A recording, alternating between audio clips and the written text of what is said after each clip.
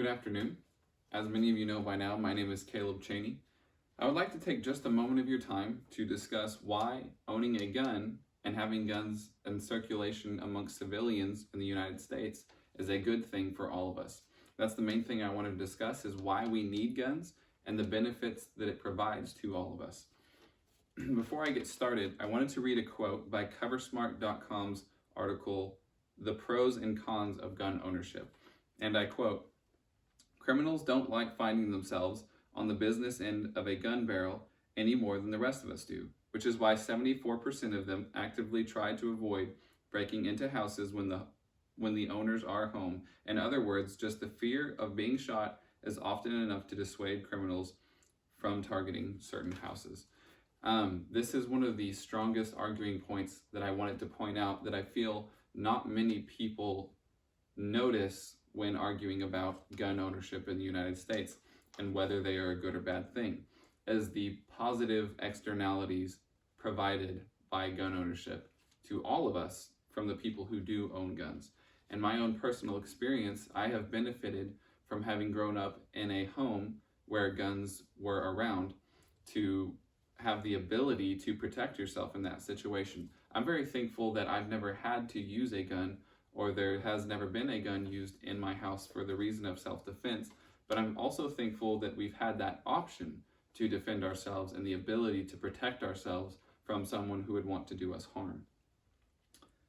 Personal protection, protection against the tyrannical government, and the constitutional rights provided to us by the Second Amendment are the three main reasons for gun ownership that I wanted to go over today.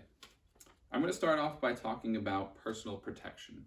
This is the primary point on gun ownership in the United States today. It hasn't always been the primary reason amongst everyone for owning a gun, but Pew Research states that the vast majority of gun owners do feel safer having guns, and that the percentage of gun owners for the reasons of personal protection or personal defense are on the rise and have been on the rise for years. The feelings of safety that you do get from having a gun in your home or being in a home where guns are present and having the ability to use those to defend not only your own life, but also your family's life and also your property. Having that ability is a very liberating and free thing, and it's at the very core of freedom in America. I also wanted to discuss the positive externalities that are brought to us by Americans owning guns, and there being so many guns in circulation amongst civilians in the United States today. There are many benefits that are brought to us that I wanted to discuss. One of those is the fact that I've already discussed how 74% of criminals actively avoid targeting a home while homeowners are in the home. This stigma that guns are dangerous and that criminals fear them for fear of their own lives adds a sense of protection to every home, because a criminal does not want to be shot. They're scared to enter into a home where people are. So because of guns, criminals are less likely all around to enter into a home where people currently are. And that also provides security. The second point I wanted to go over was the protecting against a tyrannical government. This is at the very core of America and who we are and the abilities that we have to protect our rights and our freedoms as civilians. Because we have a balanced power between federal and state and civilian, and because we have the right from the Second Amendment to bear arms and to form a militia, we can protect ourselves from our own government. Looking back at history, there have been countries who have not had these opportunities, such as Germany.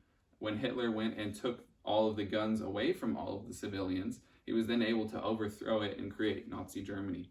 Also, you can look at countries like North Korea, who have no power against their government at all and are suffering from the tyranny. I would argue that if North Korean civilians had the right to bear arms and to form a militia, they would have some fighting chance against their own government, such as we do. Because we have these protections in place, there's a great balance of power. And we also benefit from the protection of our entire country just from the civilian gun ownership. That's another positive externality that I wanted to point out, is that America and the United States would be one of the harder places to invade on earth, because when you, in the situation that you are invading America, you're not only fighting our very powerful military, but you're also fighting the civilians who 33% of all civilians in the United States own personal defense weapons. So you're not just fighting the military, you're fighting the entire country, which adds a very good sense of security to all of us. The last point I wanted to go over was the constitutional rights, which I've already touched on a little bit, but I wanted to review them a little bit. That because of the Second Amendment, which provides us the right to bear arms and the right to a militia, we have those protections. And I would argue that the Founding Fathers knew exactly what they were doing when they put these rules in place, and that these rights protect us from our own government, and that they're rights that need to stay in place, such as the First Amendment, which gives us the right to freedom of speech. These are all very important constitutional rights that are provided to us that do need to stay in place and are there for our own benefit. In my conclusion, I wanted to go over some things that some people would argue are bad things about guns. Some people argue that guns kill people, or that guns are dangerous and violent. To the argument that guns kill people, I would say that guns don't kill any more people than knives do. Some people think that guns kill people because they're dangerous, but you could also argue that knives kill people because all around they're just tools, and it's not the thing that's doing the killing, it's the person holding the thing that's doing the killing. You could also use a knife for cooking, which is the primary way that knives are used today. But you could also use a knife to harm someone in the same way that you could use a gun to harm someone. So it's not the item or the tool that is doing the harming, it's the person holding it. So if we were to have that argument, we wanted to remove guns, we could make that argument necessarily about anything that had the ability to harm. Also, there's an argument that guns are dangerous and violent. I would use the same answer, that guns are only a tool for self-protection if they're used and treated in the right way. There have been incidents of accidents with guns inside the home before. So I would stress a very strong sense of security measures inside the home and locking away or protecting your firearms away from children or places where accidents could occur. In conclusion, guns protect all of us in the United States, and I believe I've covered the main reasons of why we need guns and the positive externalities that they provide to everyone and the general security that they can provide to all of us, and why they are a positive thing in the United States today. I thank you for your time.